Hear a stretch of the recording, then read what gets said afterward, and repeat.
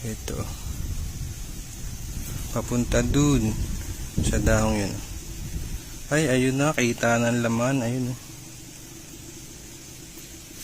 Ayun. Oha. Ganda.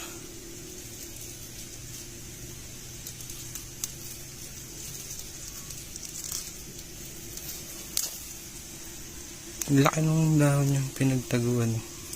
Kasi ang laki din niya. Try natin tong palakarin. Grabe. So binuklat ko yung dahon niya mga kabihog. Meron siyang itlog. Ito.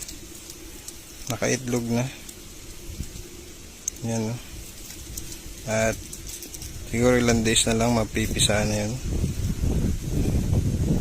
So itong gagamba.